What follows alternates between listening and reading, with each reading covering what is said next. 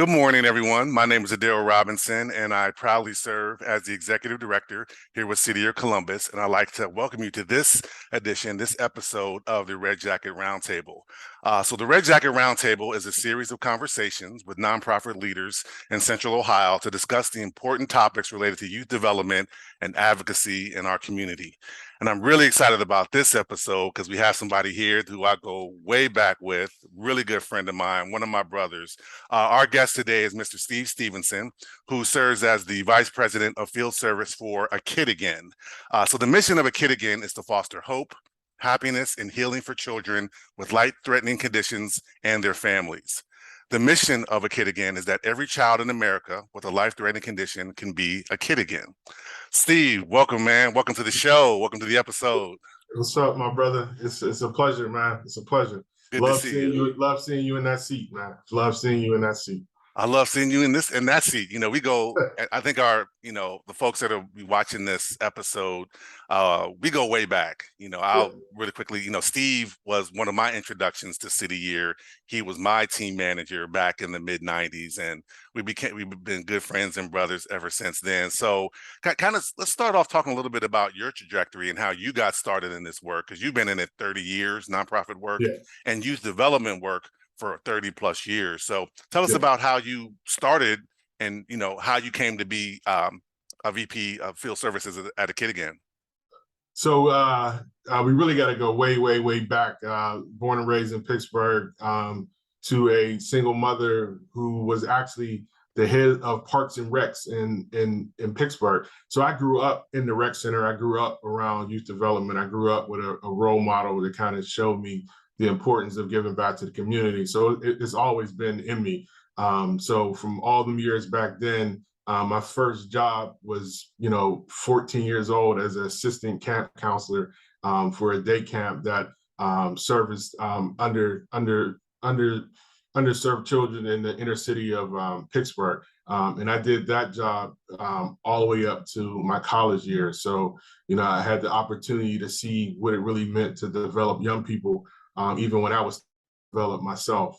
So, I got the bug, so it was never anything else that I was going to do in my life but that. And then, had a little bit of success playing basketball in college. And, when I got done with that, I had the opportunity to actually come back to the community organization that supported me as a youth, where I worked as a youth, and worked there.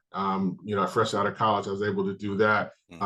And actually, I ran an after-school program down the street from where I grew up at. So that meant a lot to me. Again, staying in that community, staying and working with children I see every day and watching them grow. And then by the just sheer stroke of luck, City Year at that time, it was 1993, and City Year was trying to come to Pittsburgh. So somehow my name came up, and I got a random call from someone from City Year. And at that time, City Year was just in Boston. There was only one site.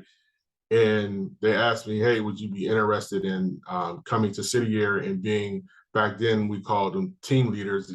I believe we call them impact managers now. Yeah.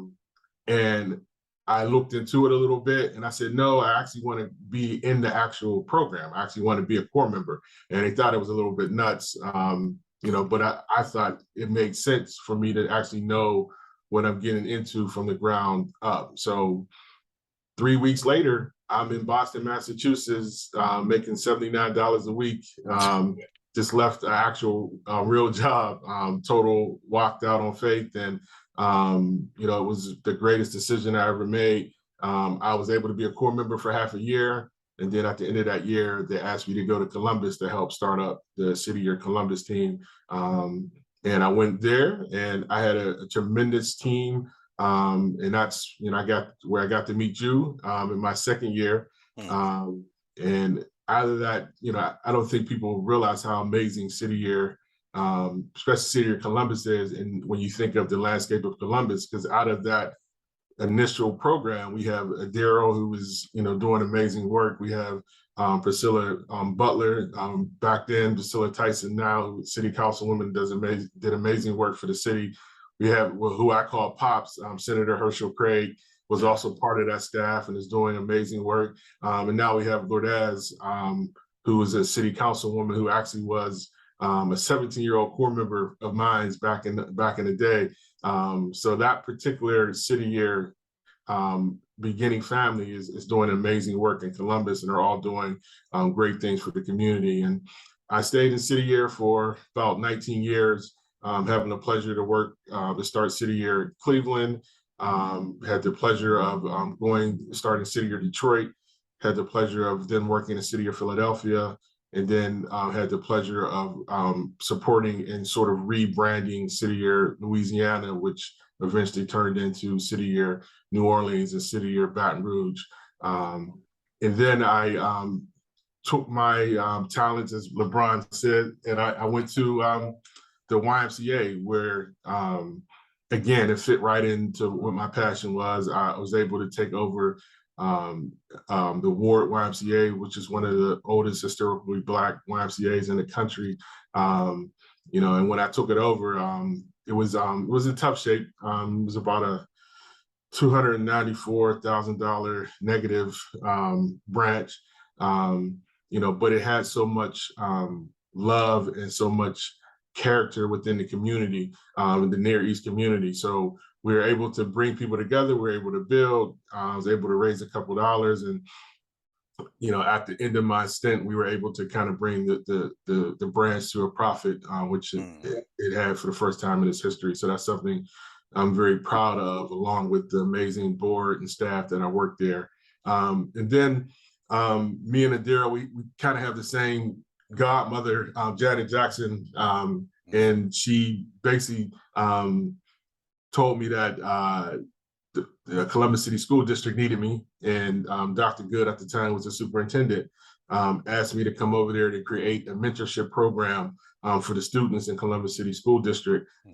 So I teamed up with an amazing lady, Dr. Keisha Jenkins, and another great, amazing guy named Greg Gillum, and we created the mentoring program, mentor initiatives for Columbus City School District, which is probably the first major school district that actually have a department of mentoring. So that was pretty amazing. Right. And also had a great opportunity to continue to work with City Year and be able to support some of the core members as well, because obviously they work in our high schools that our program was focused in. And in our first year, we were able to take students that were completely off track of graduating and link them with a caring adult to really change their whole trajectory of what they thought about school, what they thought about, kind of what was going on in their lives. And in that first year, when I believe at the time, Columbus City School had maybe like a 60-some% graduation rate. And we were able to graduate 74% of those students that weren't supposed to graduate.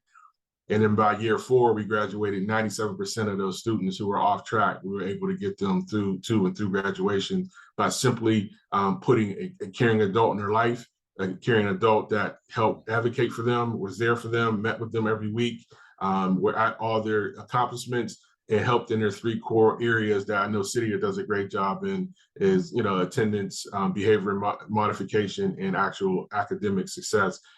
So that's what our mentors actually help do. So that was a great opportunity and great relationship. And then from there, I went back to the YMCA to help them, because that's when COVID hit. I went back there to help them launch 2 men homeless shelters. And that was a little different from what I usually do, but I'm glad I did that. It was a great experience. And come to find out, when I did that, the majority of the individuals that were in the homeless shelter were under the age of 21. So we saw a huge spike into young men, 18, 19 years old, experiencing homelessness. So I was able to do that for a couple of years. And then again, I got tapped on the shoulder by the YWCA, and they asked me to be the head of their housing department, which I oversaw the family homeless shelter, and I also oversaw individual women.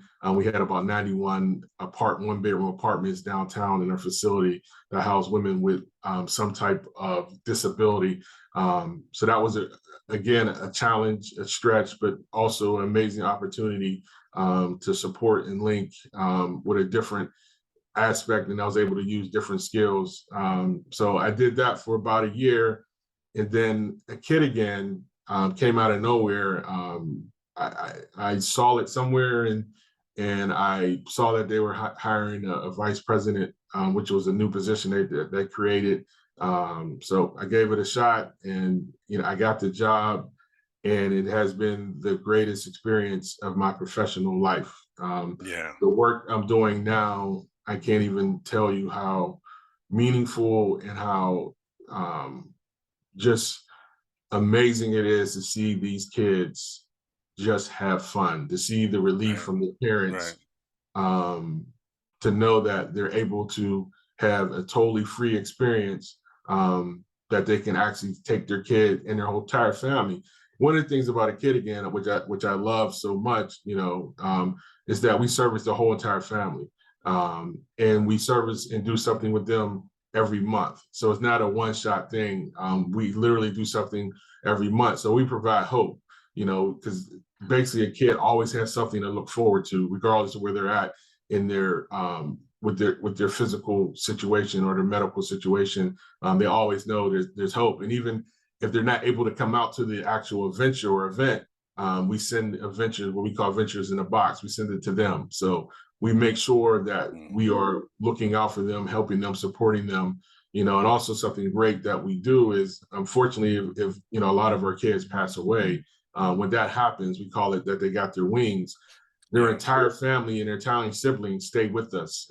So if they have a sibling that was 2 years old, that sibling can stay with us all the way up until they're 21 years old and still have the same benefits that they would have if their sibling was still there. Because to us, that's important, because when you lose a child that has life-threatening illnesses, your support system is lost too. So now, you don't see the doctors anymore. You don't see the social workers anymore. You don't see all those people who are gone now. But with us, we still keep that village, because, they were able to connect with other families that were going through the same things that they're going through.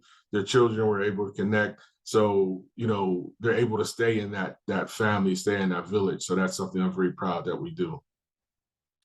See, that's an amazing trajectory, man. I've been with you and seen you, participated with you with the mentorship program, and been around when you were city year and going to the Y and all these places. So that's the type of career, that makes legends, right? I don't know The, about that, but I appreciate that. with well, I mean, it's a deserved title. So I appreciate you sharing your background. I want to go back to your early origins in city year, specifically when you were working as a team manager, or what we call impact managers now. And our office now, we're right around the corner from where I served, Second Avenue Elementary. That's the team that you that managed. And I know one of the coming into this work, city year was a lot different back then, right? We did things a lot different. Now, and you've seen city year that we made this shift to more of a in-school education-based service based off of the need that students are experiencing in the classroom. Like you talked about, the attendance, behavior, coursework, and academics. What was your experience being a manager, right? Because I know you had ran programs before, but this time you're actually managing others through this service journey. Can you talk a little bit about, some of the things that you learned and experiencing that? Because you were I'm not gonna say you were thrown into it, but it's a different experience leading in a service-based organization. Yeah. So it was the most rewarding and most challenging thing that I did up until that point in my life, because you're not only managing individuals to get a task completed or get a task done, you're also a real important piece of their life and their development, where they're at as young people. And I had to take that very seriously. Our team, or your team, we had individuals that were all over the spectrum as far as abilities, mental maturity, just all the different places, and trying to bring a group that is pulling in 10 different directions to kind of bring them together to pull in one direction, was very challenging. But at the same time, it was so much fun. It was so much you know, just watching people starting to scratch the surface of what they could be as individuals. And all of this is done through service. You know, all of this is done through actually helping other people. So you saw the young people that were the actual core members learning how to do something that was beyond themselves, because at that point it was just all about them. Like everybody was about themselves, everybody was me, me, me, me.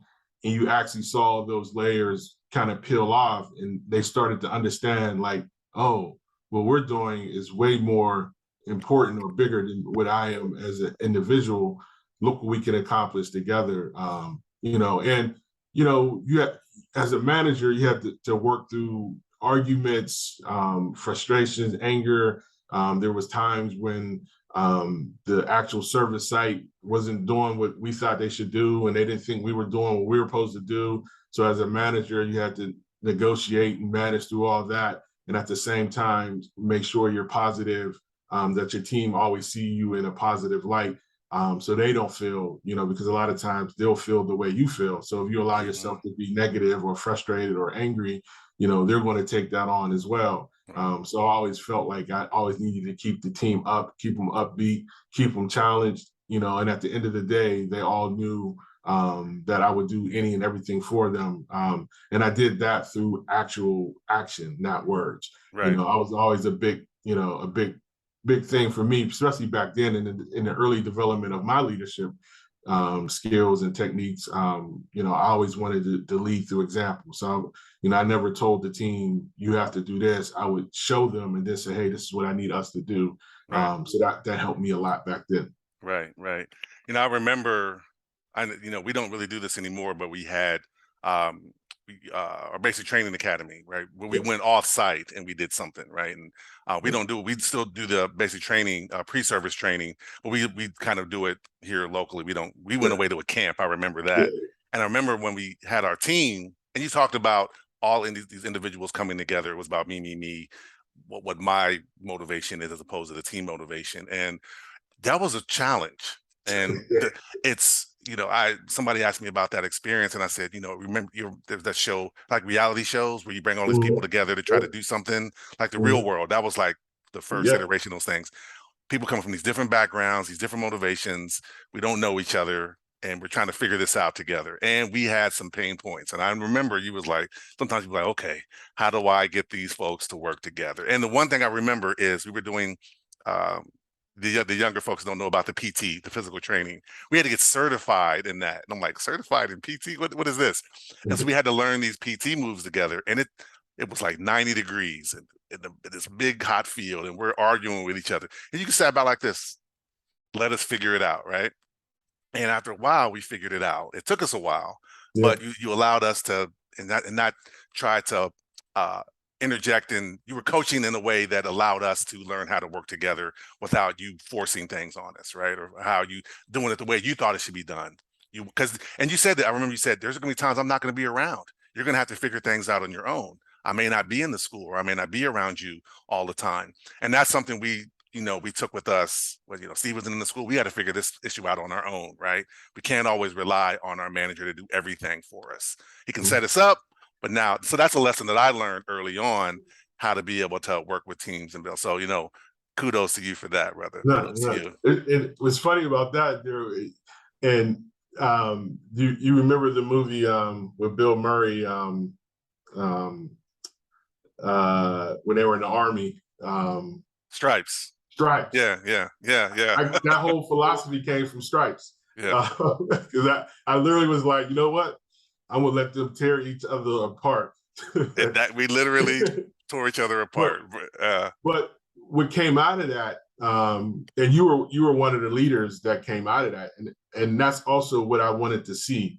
Like I wanted to see, who was going to be a leader, who was going to be a follower, who was going to be an instigator. Like it allowed me to take at the very beginning process of bringing our team together, it allowed me to see, the different ingredients that our team had, and allowed me to know who to push, when to push, because the real came out, because, for a while, everyone was trying to be nice, for a while. But Yeah. when we had that first hard task to really have to do, the real came out when people like Right. who people really are came out. Right. And I loved that. And it was great to watch first you reintroducing yourself to each other, because now it's like, oh, this is who I really am. That person, 3 hours ago, that ain't who I am. That's just Yeah. me faking. Yeah. This is who I really am. Yeah. And watching you guys go through that and learning from each other and watching leaders rise. And like I said, I mean, you were the main person that kind of not, you didn't take over, but you started to lead, and you did it in a way that wasn't confrontational, and people were able to follow you and not feel threatened that, oh, Daryl trying to be in charge. Like, you never had that type of attitude. So people naturally, kind of, migrated towards you because you led in a way that they didn't feel threatened or intimidated by. And you guys got it done, and I was really proud of you. And I think that was sort of the backbone of why the team ended up being so strong. I mean, you guys are a piece of work, don't get me wrong, but but you always had each We other's were. back. Like We were. you always had each other's back, and I think it started from that moment. Yeah, I agree. And I had to stepping out of my comfort zone because it was something I had never done before. I'm like, well, I know I've been on teams. I played ball. I've played at this level. I know how to be part of a team, but this was completely different because Yeah. it's completely different. And it benefited us later in the year. So, and Yeah. I'm still friends with a lot of folks on that team. Yeah. That's the thing. It's 26 years ago, 25 years ago, and you Yeah. still have connections with folks based on that shared experience. So, Yeah. I wanted to flip, still sticking with your city year experience. You mentioned that you were instrumental in startup for a lot of other sites, Cleveland, Detroit. You're instrumental in shaping the Louisiana sites, the 2 Louisiana sites. What what was that like? Going to a community that you're not familiar with, you don't know necessarily the landscape or the politics or the school districts, and starting a new organization from the ground up. Even though you had this formula to work with, you still gotta build Yeah. relationships and all these things. What was that like for Cleveland and Detroit and some of the other places?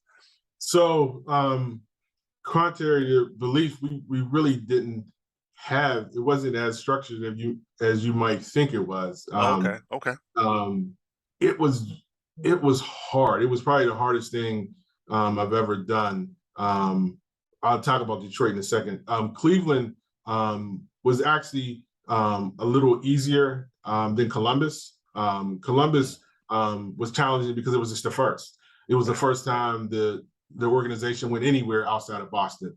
So at that time, I believe we all launched about four sites all at once. So you went from just having a site in Boston to now having a site in Rhode Island. I think it was Chicago, San San Jose, Jose, yep. um, and Columbus, and I may be missing South Carolina. Yeah, Columbia. So that was hard because no one knew what they were doing. There just wasn't a way to know.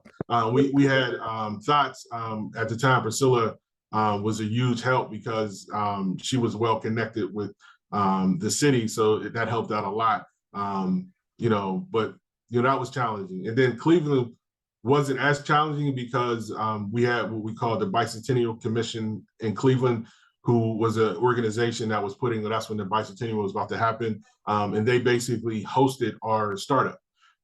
So they gave us places to live, they gave us mentors, they gave us all types of support. So just the aspect of trying to, raise money, find places to do the service, and then recruit young people. We had a real support system that was already built in because of the relationship we had with the Bicentennial, which also led to us recruiting Randy McShepard, who ended up being our executive director. And at the time, he was running the Bicentennial. So he personally made it such an amazing experience that it was pretty, it went pretty smoothly. Now, Detroit, that was the hardest thing I ever did in my life. And this was the first time that I actually I was the leader of the startup. The other two startups, I was just part of the team. This one was all on me. And And I don't know how they do it now, but back then, when you wanted to start up a new site, they put out an application to the entire network and say, hey, if you want to be involved with a startup, fill out this application, and then you'll go through a process where you get selected, and that's how you find out how the team is. So I was so excited to be able to lead this and do this. Usually when you do a new startup, you'll get probably a couple hundred applications from across the country for core members and other staff to be a part of startup. When I started up City of Detroit, I got 6. Mm. I got 6 applications. Mm. That was it. Mm. So I had to take all 6 because I needed that many to actually field a startup team. I never knew that. Wow. Okay. Yeah. So when you think about that, and I had 6 people, none of them was ready to be on a startup team. None of them really understood what it took. None of them were prepared mentally or from a skill set to get this job done. So I take these 6 amazing individuals to Detroit, and Detroit is one of the most polarizing cities, especially at that time in the country. So think of it like this. So in Columbus, you can catch a bus from downtown Columbus to Westerville. You may have to transfer buses, but you can do it. In Detroit, you couldn't catch a bus from the inner city of Detroit to the suburbs. It's 2 separate bus systems that didn't connect. So it pretty much told you what the landscape was in Detroit. We couldn't recruit a diverse core because basically I had parents say, if my son or daughter comes past 8 Mile, they're going to get shot. They're going to get killed. So no, my child can't be a part of City Year. You had all of the unions and the auto industry, and if you were able to raise money from one industry, the other one wasn't messing with you. A funny story about Detroit. I had a close relationship with Jeff Schwartz, who was the CEO of Timberland. And at that time, Timberland was everything the City Year. Not only did they close every single core member, they also sponsored teams that couldn't get sponsored. So every unsponsored team in the City Year national community, it was a Timberland team if they couldn't find a sponsor, because Timberland did so much for us. So we were really having a hard time raising money in Detroit. And I called Jeff Schwartz, and he flew out in the Timberland jet and said, Steve, I got you for a day. And he came, and one day was able to help us secure $300,000 3-year commitments from all 3 auto companies. Wow. Yeah. A lot of people don't know like how much Jeff Schwartz helped with Detroit. Yeah. But it was challenging. It was a 7-day a week job, 24-hour job, because you always had to be on. You always had to go to a meeting. You always had to go to grassroots things. You always had to be a part of this, be a part of that. And, trying to do that and lead a team that didn't really understand what was going on was challenging. But the cool thing about it is they grew. They grew so much. They learned so fast. They had the right mindset for it, even though they didn't know what they were doing, but their passion and their mindset, so right. We were able to come together, and that was probably the most amazing job I felt like I ever done, bringing people together to get something accomplished, especially the stakes of what was at stake. It wasn't just, going into a school and working with kids. This was a multi-million-dollar chapter that needed to be developed and nurtured and built for success, and, I'm glad to see that City of Detroit is still going strong. Yeah. And it's still doing, all my sites are doing strong and doing well. And that's something I take a lot of pride in, but, Detroit was the toughest. And another positive thing came out of your time in Detroit too, right? I mean, yeah. You got to say that. That's a great thing that came out of Detroit. So that's a funny story. So my wife was actually in charge of an AmeriCorps program, and AmeriCorps obviously is a partnership with City Year from a national level, and they help different programs all across the country through funding through the government. But my team somehow managed to link up with my soon-to-be wife, and she just befriended them, and she took them on. She took care of them. because again, they were young, they had no idea what they were doing. Detroit's a very dangerous city. So she just mothered them, and my team kept saying, hey, you got to meet this woman. She's amazing. I'm like, look, I don't have time for that. I'm in war mode. Like, I'm like, and then I never really took a lot of time for myself. But the only thing I asked was the NCAA tournament started. And I said, look, I just want this day to watch some games. That's all. So and we all lived together. So just imagine my whole startup team, we all lived in basically a project, Detroit Housing Authority with connection with Henry Ford housed us in the projects right by the hip factory, right by across the street from Motown. So we're literally in a high rise, and I'm sharing an apartment with two guys, and then the women had two apartments because the rest were all ladies. So we're working together, eating together, living together. So I said, look, you guys just go away, don't bother me today. Yeah. And so they come to me because a lot of times they didn't have any money. They just want me to buy dinner. And it's like, Steve, you got to take us to dinner. You got to take us to dinner. I said, look, the games are on. They're like, no, we really need you. We really need you. So I said, okay. So I go downstairs. I get in the car. I get in our van, and my soon-to-be wife was in the back seat. And I'm like, who is this? And they were like, well, she's been helping us. So we all go to dinner. So now I got an attitude.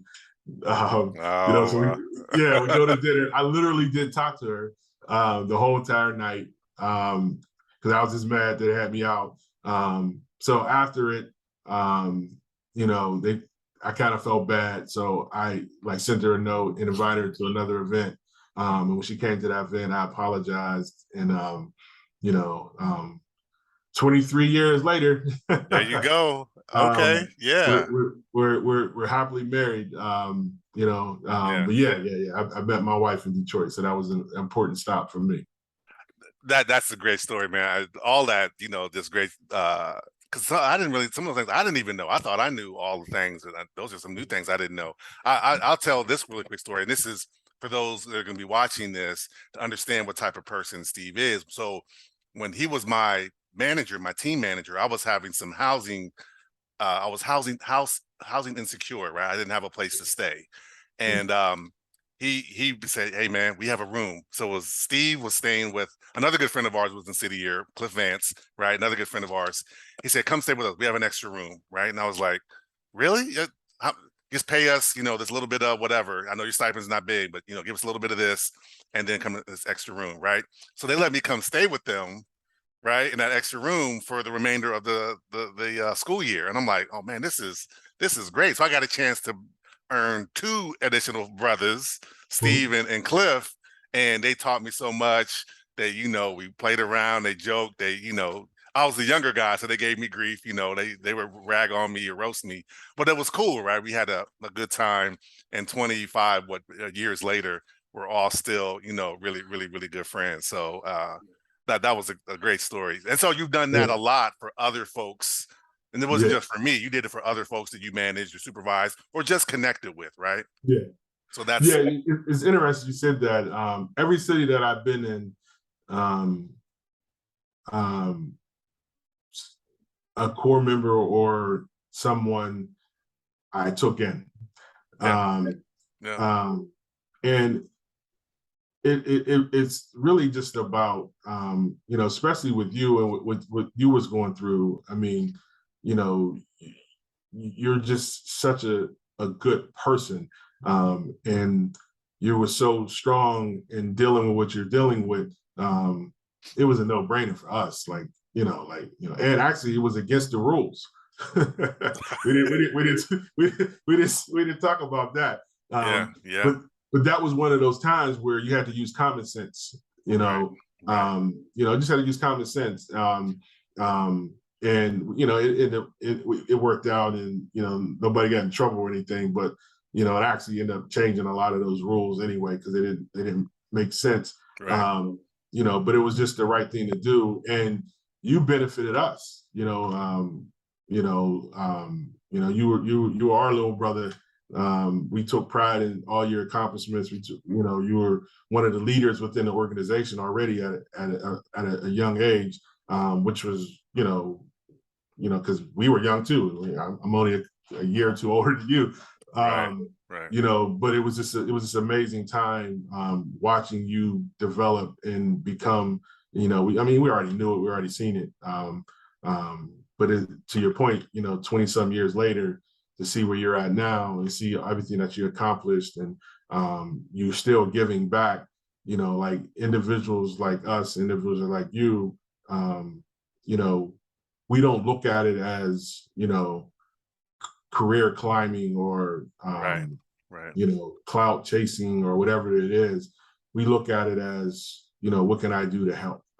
And by doing that, it just got us to where we're going organically. My Exactly. whole professional career is as organic as you can imagine. Yeah. Yeah. Yeah.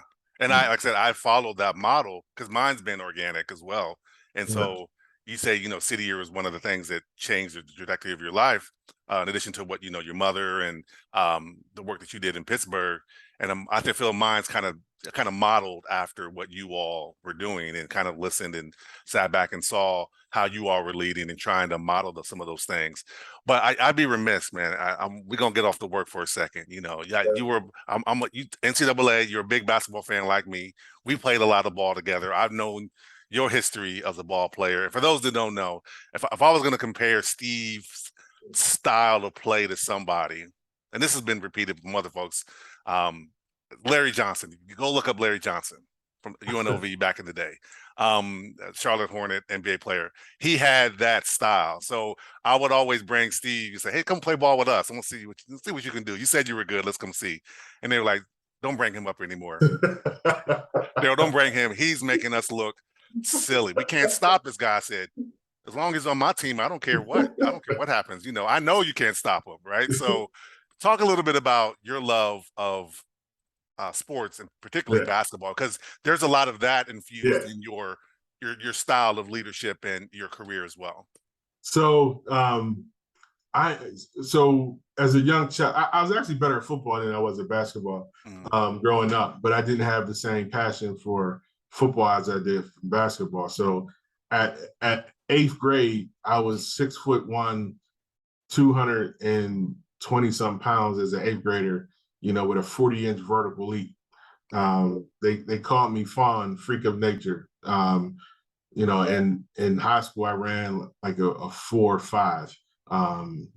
So I got recruited for every college in football, and I didn't even play football in high school, just for my basketball games. But basketball was my refuge. I had a very difficult childhood. I had a very, quick story. My legal name is William Stevenson, but I go by Steve Stevenson. Everyone calls me Steve.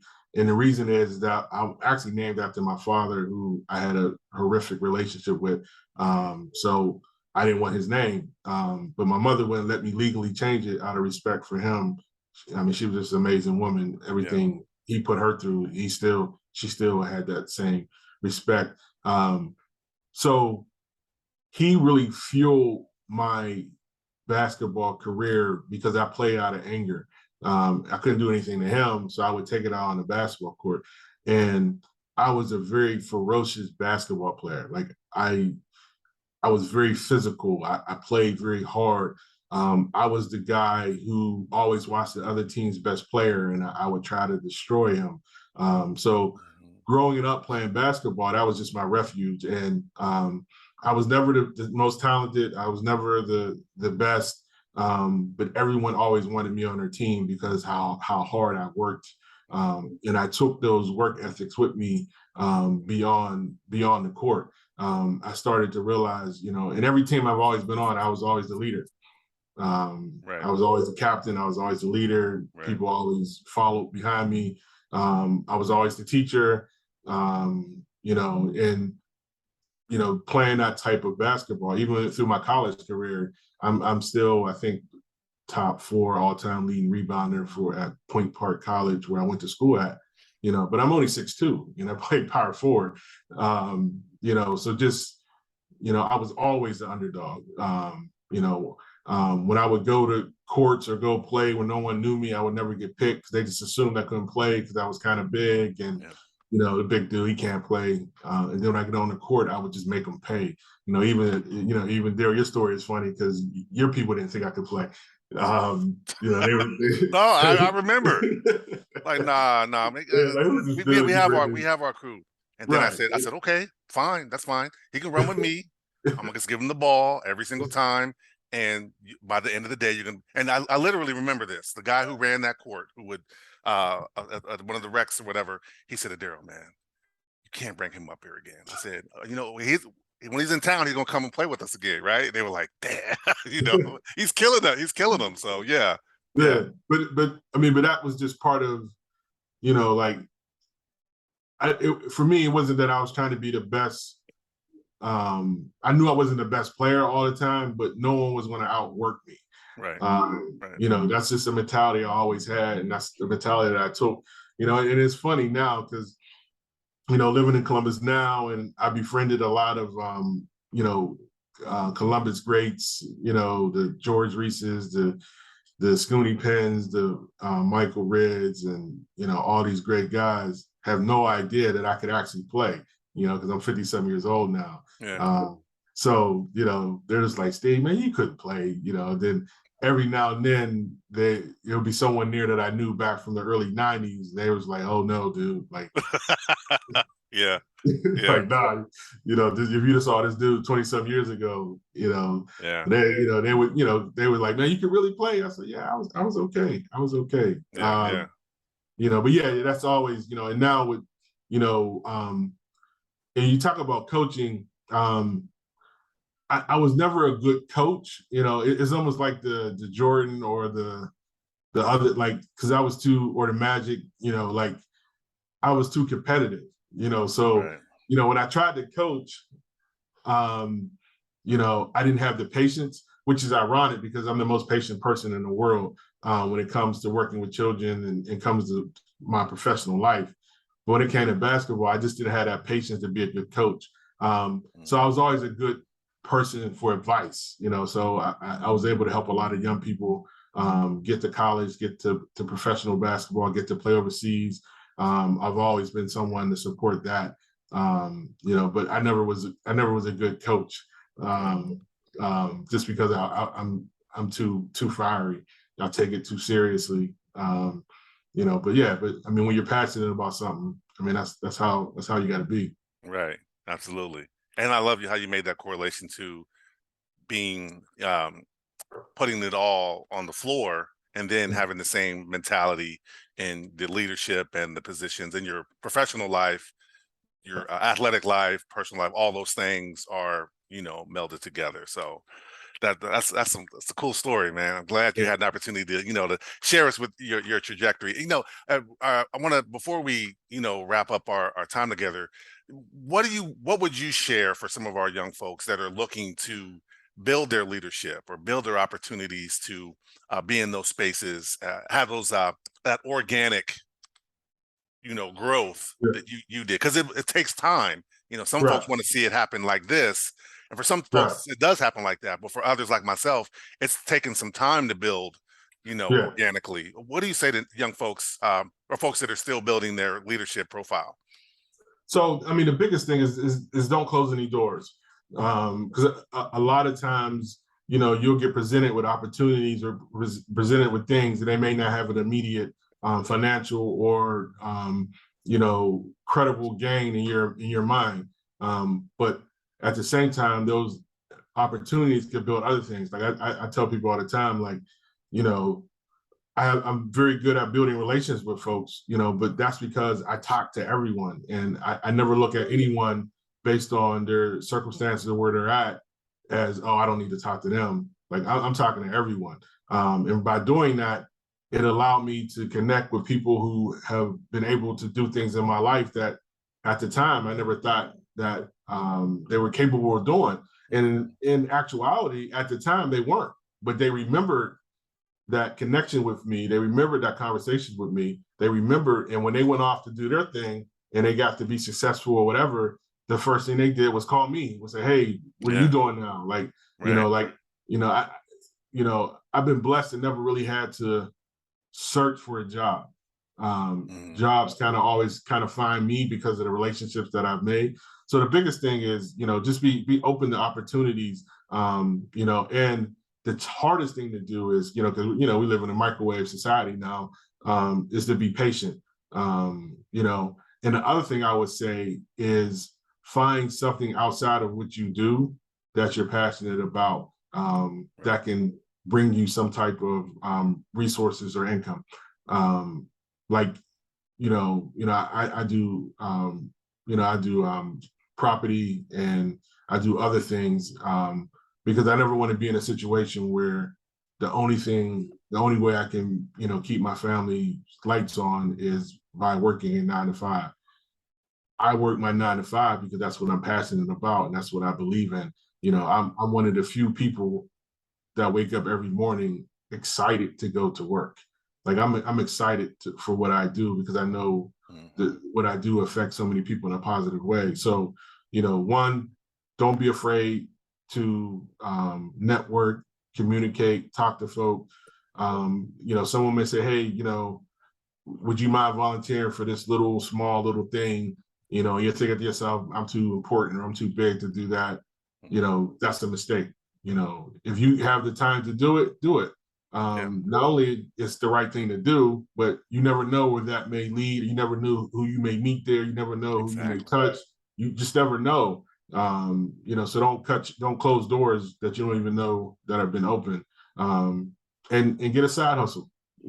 Yeah.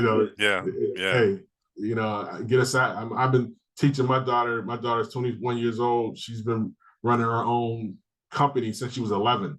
And she's been making money since she was 11 years old. She has her own business account. She has her own business website.